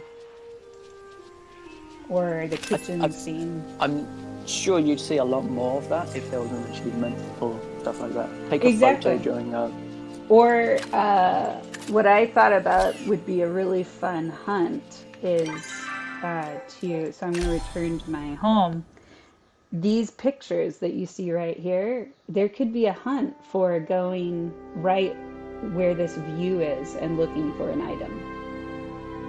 And so what it's teaching you to do is like think about these perspectives and start to tag them and identify them. Or alternatively, in Bahari Bay especially, or not Bahari, Kilma, somebody described this the other day in a really interesting way, that every NPC is part of the Palia clock. And so every few minutes, they will often move to another spot. And so there could be a scavenger hunt of looking from their perspectives and seeing what they're staring at from all these different spots. Let's see here. I see. So they will just stand in certain random places and hang out and look at views. And so I think that could be really fun to like a deeper puzzle to figure out why they're all standing in those spots and what the stories are connected to them and get to access places they're staring at kind of thing. There could be a quest where one villager is always curious, why this person always stands there. I wonder what they're... Yeah. And then you have to go interview and kind of put the puzzle pieces together.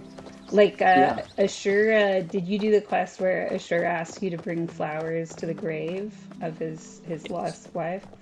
That one was surprisingly touching for me, especially because I couldn't find I couldn't find her grave. And so I was Yeah. up there looking for like 20 minutes, and then he happened to come up at his daily time and go Yeah, me stand by too. her grave. And he was so sad. And I was like feeling really awkward, like, oh my God, I'm disturbing your scene. But then I dropped the flower there and told him I dropped the flower. And he was like, oh my God, that chokes me up. I'm so touched. And I'm like, me too. What is happening right now? How do I feel so connected to an NPC? Uh, yeah, there's some really beautiful, kind of gut-wrenching stories in this village. Yeah. I think the village's design is really good. Oh, yeah. And just, so I met somebody who knows all the pathways of all the villagers every second of the hour. And they also know the stories between the villagers. So they were describing things that I had never connected, like how Ziki is kind of like a mentor for Tish and Reth, uh, but he's also involved in underground illegal stuff, and so he's pulled Reth into it, and Reth is trying to protect Tish, and knowing this can help with where to find like parts of quests, basically. Right. And then Ashura is like the good father kind of sorts who's mentoring them. So Ashura has scolded me before for helping Reth do illegal things. So, I don't know. I just think there's some like it feels like all the drama of being connected to a community group, but it's safe because it was all predestined. And so you can really kind of easily indulge in this. Or, I told you about the clap line maybe that we did over here, where three of us just stood on these steps and started to clap. Did I tell you about that? I don't remember. No, I don't think so. But this is, there's different versions of this as a social experiment. I've never been able to accomplish it by doing it just as one person. I've tried a couple times. But if I get at least one other person, you can start to see people come in and they will stop and stand there and be curious about it. And then eventually they will sometimes start to clap too. And we got 20 plus people to clap. And then what happened is, as the NPCs walked by in the chat, people started to talk about each NPC as it walked by and share their favorite parts and their confusion and what they loved about the players. And then people started coming and shooting fireworks into the sky. We were there for easily 40 minutes just standing here clapping. And a few of us who started it were like crying. It was so kind of beautiful, this whole party celebration taking over the village and like hanging out and talking to each other. What brought you to Palia? It became this real community moment. And it felt like we weren't using the game inappropriately. We were adding a layer that maybe they never envisioned, but we did it, They provided the tools to kind of like a social sandbox. Exactly. Right. And that they're kind of like filling you with so much abundance and joy and a sense of success that you're willing to take risks with engaging with each other that you wouldn't normally do in a different online experience. It's very, very controlled, just even down to how many characters I can type. So it'll start flagging me at 40 characters. And those kinds of limits, well, they're not great for community deepening. They are appropriate for task cooperative gaming. So I wish that the community chat allowed you to be able to see what has happened when you're not in the game, especially if you're an officer or owner of the community. And so there should be a I feel like history. the community tab should just be entirely persistent, so you can keep scoring, Yeah, right? exactly. and that, different chats or concerns could be flagged. Okay, so we might have gotten one. So I'm going to say hi, and then I'm trying a social experiment and see how many people will join us. Welcoming. Want to join? It's very interesting that you describe these things as social experiments. I would have just said, hi, encore. Encore? Nice. Yeah, that's true. I always feel this sense of needing to disclose, transparently. So what I've seen is people will run off and they'll think about it and then they'll be like, okay, I'm going to try that. And they sometimes will come back. It's definitely weird, especially when it's just one person, but we'll see. Let's see, what else do I have? Wow, we're going almost on 2 hours here. Pay attention.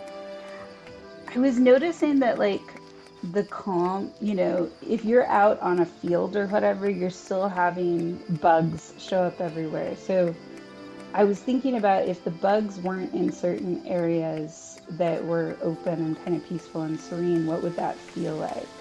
And I think it does break that sense of flow and immersion, but I think it could also be something that the bugs go a little more extinct or aren't everywhere as you play the game more and more. Because one thing that I thought about was I very much like for the bugs to be responsive to how you act around them. So if you run a lot, then they'll have a nice. larger flee response. Yeah. Whereas if you walk or chill out, then maybe they won't flee from you at all. Yeah. And you can just walk around and they'll just hang out with you. Walk around next to you. Yeah. Yeah. No, I definitely like that idea because I think there's a way it could feel like you're being with nature instead of just taking nature. And especially since this game is a lot about flow. I think there's a great opportunity to show the effect of slowing your flow down and how much richer it can get. Exactly. Or what if you're standing in water and you don't have your fishing line out? Maybe some fish come and nibble at you, and you can see them under the surface. There could be a hidden prompt where if you stand in water for 5 minutes, you get a sudden option you're allowed to feed the fish. Yeah. Ooh, I love that. That's really sweet. Bring your badly cooked food to feed the fish or something. Yeah. I also want to acknowledge that Palia has no birds, and except in that one Sky Quest. But I think that's a really weird and interesting phenomena about this, that there's missing birds, and I'm curious about the decision behind that. It feels like birds are... I wonder if it would make you feel less grounded in the game to have birds. But I just think that there could be such a more joyful element to having birds around. Or, maybe the skybirds is the example of that's a consequence of the extinction event, that we lost the birds. But I just haven't seen that story explained very well. I've actually not thought about that. Yeah. But once you think about it, it's going to be hard to unsee it. So I feel bad telling people that because then they're like, I keep wondering where the birds, because if you turn the volume up, it does seem like you can hear birds, but you could just never see them. So that's a fascinating piece. So one thought was maybe they'll make you feel too bad for chopping down trees, but they could balance that by only having them appear in the big trees that you can't chop down. Oh, I like that. Exactly. I don't think they have to have a huge role, but I appreciate that perspective. I wonder if it got weird because you're in this above your own player view and they fly across it or something, but maybe they could still steer them around. I don't know. it just seems like once you realize there's no birds, it's like, but how is everything getting pollinated and seeds and Mm. stuff? So, um, Jose says they think birds aren't real. way to work that one in, Jose. That's that's the uh, that's the ultimate conspiracy theory that maybe lived its way out in Palia. Um, so let me think what else here. Oh, I would really love it if when you go into the side, like obstacle courses like the night sky or somebody's bedroom or whatever, is if other players could come with you. I think that there's an opportunity because those player or the NPC bedrooms are so rich, full of, when you finally get in there, I recognize a lot of the items they've talked about. Like it really embodies their personality.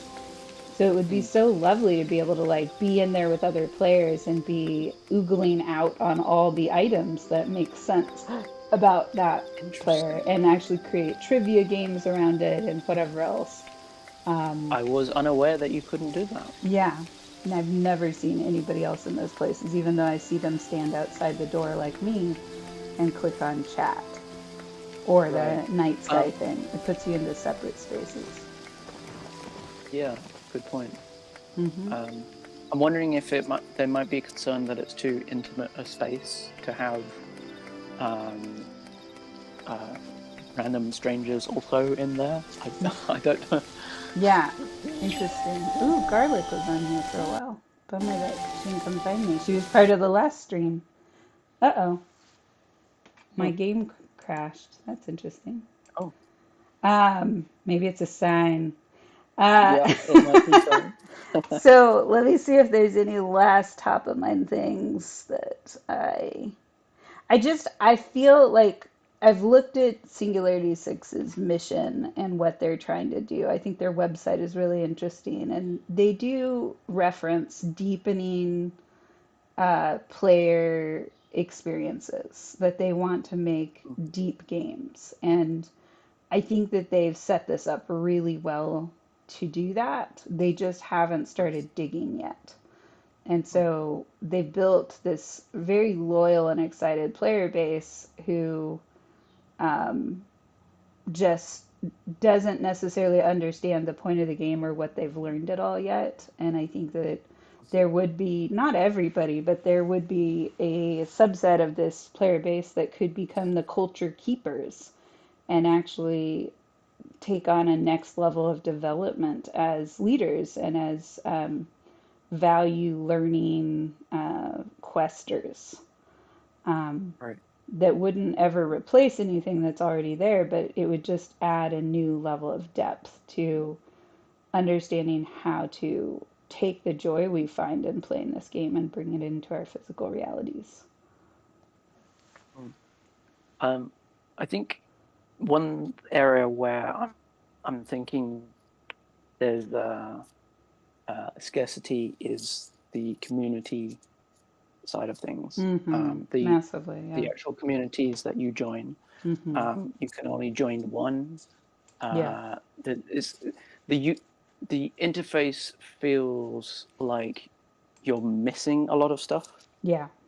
Yeah. Um, and I can never be sure what's happening in the community and what's not. There's no persistence to it.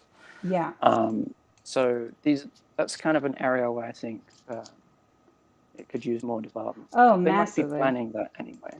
Maybe, but I also think like uh there's something to putting up little signs that say under construction or more soon or leave Yeah, feedback here. And I think that there's some unfortunate half-done pieces that, so for example, you can buy books at the library, but to my knowledge, you can't actually read the books you've bought. Um, I think, what? yeah, no, I know. And I'm just like, wait, but you can read them in the library, some of them.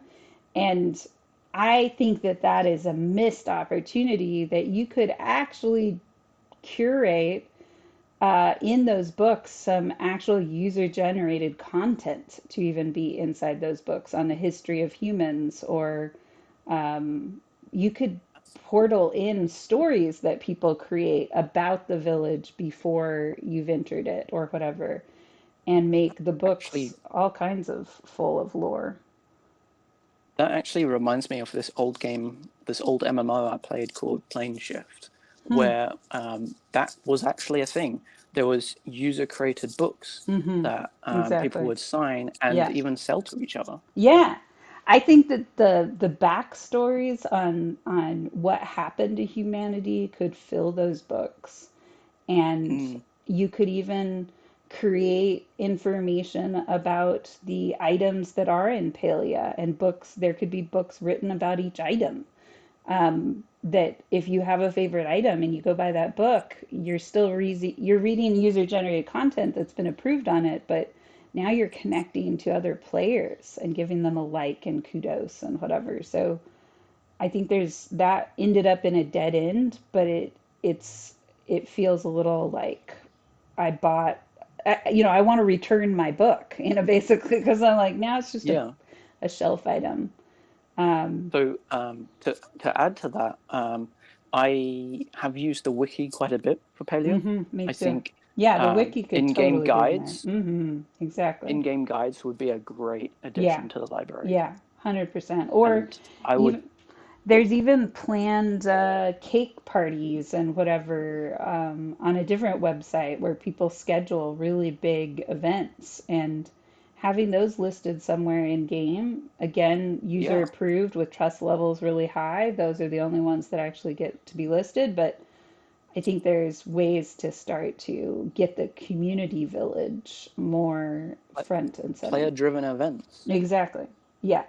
And, part of me building my home space, one of those plots is actually trying to create a space for 25 people to come and have a meaningful and fun time and Hmm. stick around and hang out and just share. And so I think there's so much opportunity here to lean into and make Palia not just a distraction or reset for our nervous system, but to genuinely make it a place where we get to know our global village of people and start those relationships. And that could include just incentives to join the Paleo Discord and find each other there or whatever. Hmm. So I don't Yeah, know if that's Bridgemaker's Paleo version or if that's Paleo 2.0, but there's a lot of I think possibility. I think it would add a lot to Palia to do that. Yeah. And I keep thinking about this MMO I mentioned and the fact that I actually have a lot of friends that I made through playing that game Mm. who I'm still friends with now. Yeah, exactly. And I've met And so many people in Palia that I'm like, I can see us being friends. There's a lot of matching here. Um, yeah, so making that easier to link up mhm. and build that reputation with each other, I think is a huge piece. Um, I think the last big one that I'd love for you to share is the thing you said to me the other day about the culture of Palia and how it stands out to you uh, versus other games, as far as like how consistently you can log on and ask for help or right. how you see that chat going. Yeah. So the people in Palia seem to be very kind. They seem to have taken the norms to heart, which Mm. um, is not something you see very often in MMOs, Mm-hmm. um, if at all. If at all. Yeah. And um, it it's it's kind of remarkable how consistently this is true. Mm-hmm. Now, Exactly. there was one situation where I saw some conflict, Mm-hmm. but out of 70, 80 hours of playing, one Yeah. instance is Yeah. pretty good going. It's pretty good. Exactly. And they were still civil about it. So, Yeah. And I've seen people mentioning some fear and concern about the launch that's happening this week and the influx of new players. So at a flow tree cutting, people were discussing this and saying because there were a couple newbies in there that were just trying to cut the trees on their own. And so people were talking about we've got to get ready for it to be kind of chaotic, and teach people this, and we got to be patient with them. There's going to be a lot of new players. And I'm excited to see how we handle that, because the other thing for these other gaming systems is it's entirely possible they're going to have an even harder time typing. Like when people are on the Switch, they don't type as much. And so it can feel like they just don't want to communicate, but it's actually like kind of cumbersome to try to type anything. Uh, Right. and so lowering that communication and that helpfulness might, with other gaming modules or systems that don't allow you to type easily, could be a deterrent. Maybe Palia could create a voice to text or something that allows you to Mm. still type. I don't know. But Right. yeah, this week is There going to is reveal a lot. still the gestures, Hmm. which I'm assuming will work for Switch. So there's some level of desire for communication that you can express. Mm. Yeah, the gestures do help. The thing I don't see utilized very much is the stickers, and they are kind of Mm. confusing for my brain. So I Yeah. have them, but I never use them, and I'm always confused when people do. The other thing I've seen that just came clear this week is that the hot pot function in the underground market, people are there just spamming it or grinding or whatever. And I didn't realize how frequently that's happening. But this group that I was playing with got kind of annoyed with me because I was actually selecting my cards on purpose. And they were like, just push the space bar. We're all spamming this. And so I think that I don't know if Palia knows how often that's happening, but I think the point of that game has gotten a little bit lost and needs to be tweaked, Interesting. Yeah. because it's a very common thing people will go do once an hour to kind of, I think, down regulate and hang out. But they're not the, as I understand it, the point of the game is to help everybody get as many matches as they can, which I love. I just don't think that's happening. I think people are just trying to Right. get through because they want the coin to win something. Hmm. Yeah. Yeah, good Hmm. times. Wow. Well, I know we both have more, but I really wanted to get this on record before this release happens. And I think the next level of this conversation is starting to think about how do we utilize some of the things we've learned with Palia in bridge makers? What does it Hmm. look like to integrate any of these values or norms? What is our version of a flow tree cutting ceremony? What is our version of doing quests and giving people quests to navigate bridge makers where their achievements are connected to leadership skills? And so Right. that's definitely part of the incentive to have played this game. Was it seems like a good model that could translate to much more practical things. Jose says, "Give me quest." You want a quest, Jose? Nice. Yeah, I think that we have a lot of gamers in this community, and why aren't we like starting to really storm and problem solve around that and make it um, make it a hybrid experience. It's not just educational, it's entertaining. And how do we help each other do that so that it's not all on one person to be the game designer? Hmm.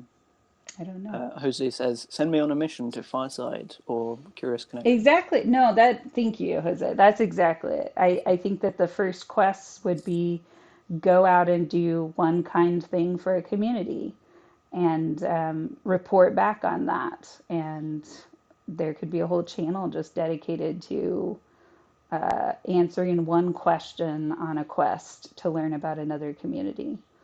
And I think that would incentivize people to go try an event out. And maybe if they filled out a survey ahead of time on what kind of skills they're wanting to learn, like what if you're wanting to learn assertive communication or speaking to people in power or participating in a way that gets you a friend invite. Um, these are all things you could go into these experiences that might be uncomfortable to do and see how far you get and then report back on that. Hmm. Or identify a harmful behavior and intervene around that. Um, those are, I feel like we need to start to gather like little pebbles, little shiny pebbles. We need to gather the problems that keep people from participating fully in communities and flip them upside down and turn them into quests. Hmm. That would be wonderful. And we have another person in our audience right as we're closing up. So welcome, Jay. Sim has hung in there the whole time. Jose came along eventually, and we've been streaming this also. So I don't know if anybody's been looking at YouTube and seeing if anybody's commenting there. But this was so fun. I wish I was still in the game and Mary was still in the game because I always like to end these things with taking a group photo. But and maybe Jay would be fun to have you in the game. It'd be really cool to show that at the end of, friends embodied. But maybe next time if we do this again. Somebody Yeah. suggested we do a Palia event like once a month or whatever, and we use it to talk about values and we use it to talk about community building. I've thought But we about all that. play Palia. Yeah, we would play it as we talked. So you have all these people sharing screens, and then we do things together and we do things apart. I think that could Yeah, be really makes fun. sense. Cool. Well, Jay is our game person, so maybe Jay will set that up as a monthly event. Hmm. But thank you, everybody, and thank you, Marivio. I really appreciate your expertise on this. I'm getting ready for a meeting tomorrow that I really wanted to talk through some of this with somebody and make sure my language wasn't super off. Um, but yeah, I think Yeah. there's something here. There needs to be a bridge with Palia and bridge Hmm. makers, hopefully. Yep. Any, Well, let me know if there's anything else you want to run yeah, by me yeah. until then. And if anybody has follow-up questions or ideas on how to blend this in, please reach out to us. We're excited to include more people in this journey. Yay. And Jay, the answer is we started about 2 hours ago. We've been going strong, but we're going to close it for now because I think we only had it down for 1 hour. So this was delightful, though. And thank you, Sim, for hanging in there the whole time.